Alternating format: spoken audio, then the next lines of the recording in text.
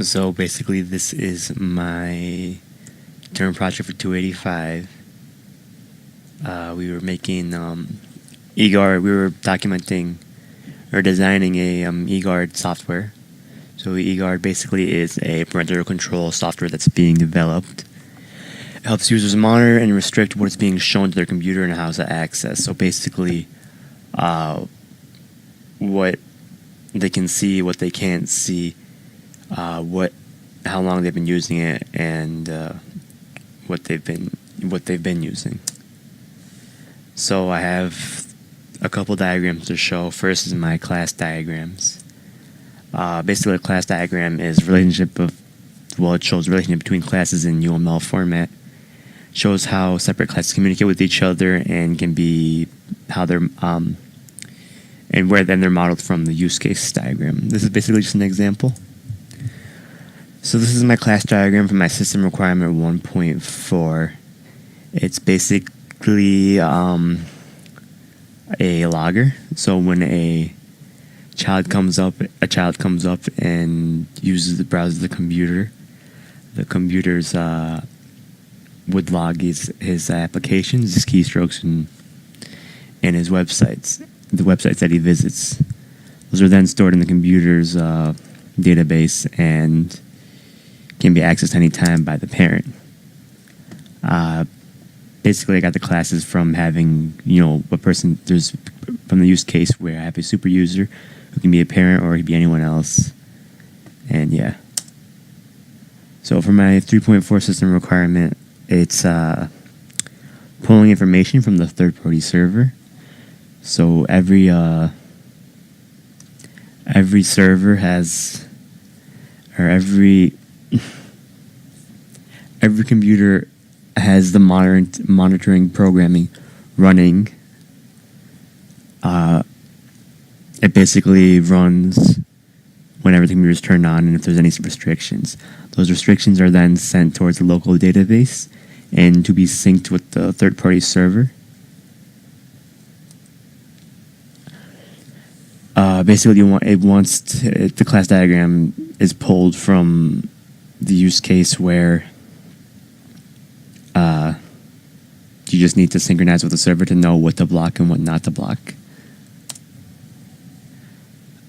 For my 4.3 system requirement, it's basically, deleting unhealthy words from search. So when a child goes ahead and uses the search function or searching a word that is known to be banned in the database and the third-party server, it would then go ahead and delete it. And once it's deleted, obviously the log is updated and it will be synced back with the third-party server. So this is my 5.3 class diagram. It's where if there is a violation that occurs, then the computer will take a snapshot of the current screen. The screen manager will take a snapshot of the current screen and email it or send it to the parent. And basically, when it does find there's something that needs to be censored, it will also censor it.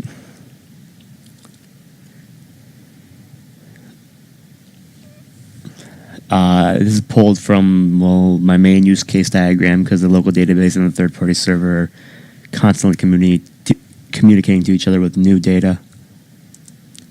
So for my 5.7 class diagram, it's basically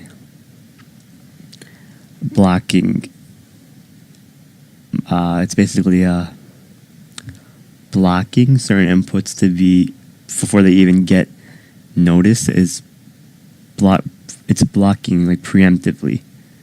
So if some child tries to go to a different website or goes to a website that that the logger knows, the manager knows that is banned and it has a blocked word, blocked image, or blocked forms, it would then return the URL to false and won't let him go in there, which obviously is done through the parent who sets the restriction and the child who uses the computer.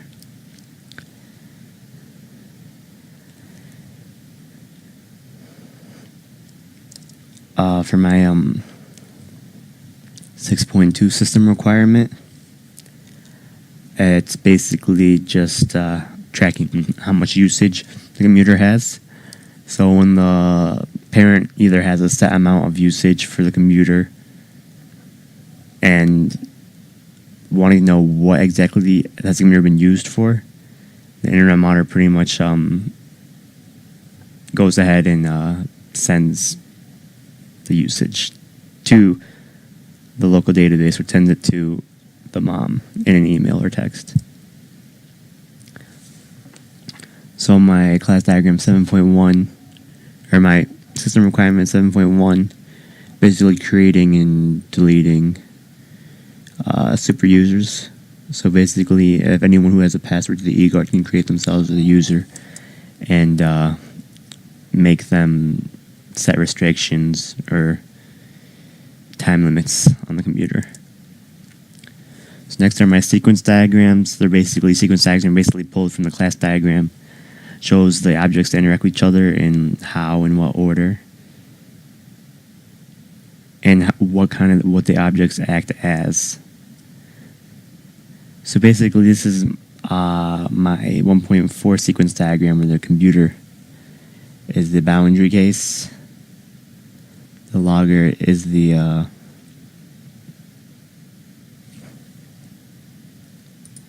logger is the control case, and the local database is the entity case.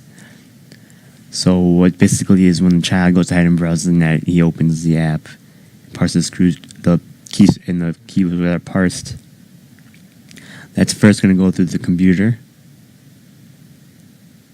and once it goes through the computer, it'll go ahead and send that information over to the logger, and then the logger goes ahead and looks at the restrictions and puts in the database.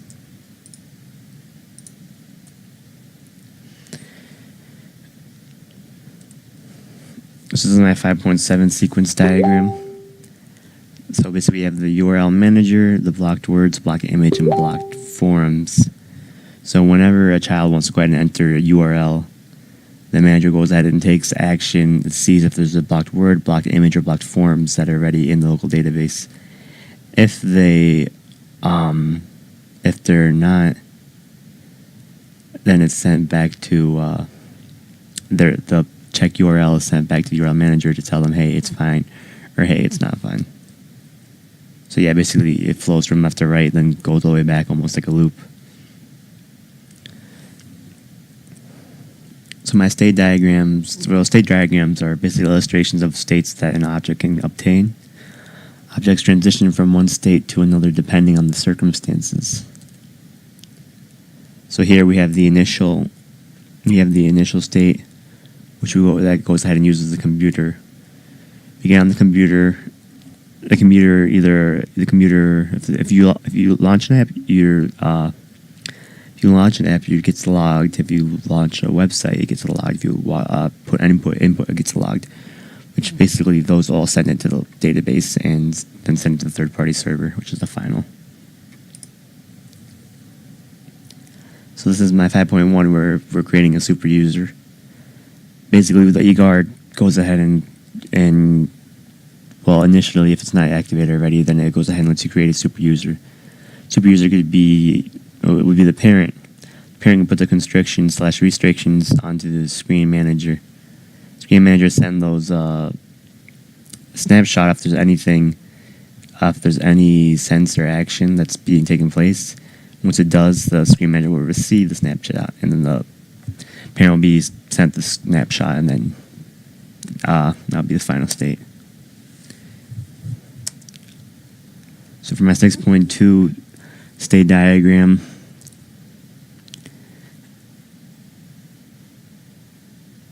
it's basically preemptively blocking censoring information that you not want to be shown.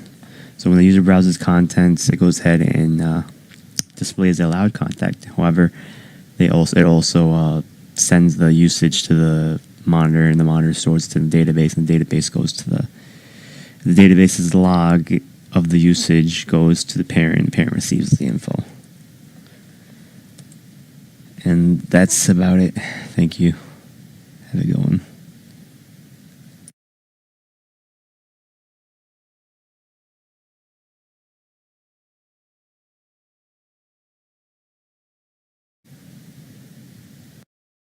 So